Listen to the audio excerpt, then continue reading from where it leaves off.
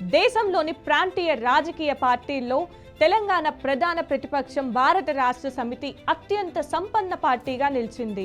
2023 నుంచి 24 వరకు ఆర్థిక సంవత్సరానికి సంబంధించి ప్రాంతీయ పార్టీలు వెల్లడించిన ఆదాయాలపై అధ్యయనం చేసిన ఏడీఆర్ రిపోర్ట్ను రిలీజ్ చేసింది.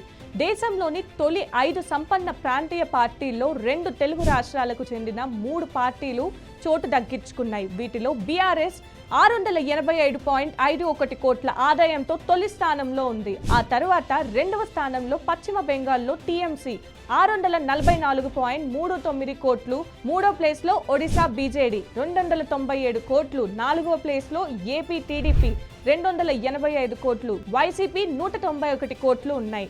అంటే ఫర్ ద ఇయర్ 2023 to 2024 లో దేశంలోని 40 ప్రాంతీయ పార్టీలు 2532 కోట్ల ఆదాయాన్ని ప్రకటించాయని ఏడీఆర్ నివేదిక తెలిపింది. ఇందులో 83% విరాళాల ద్వారా వచ్చినట్లుగా పేర్కొంది. ఇక ఈ మొత్తం ఆదాయంలో తొలి 5 స్థానాల్లో ఉన్న పార్టీల వాటా 83.17 ఉండగా 40 పార్టీల ఖర్చులు మొత్తం 1320 కోట్లుగా ఉంది.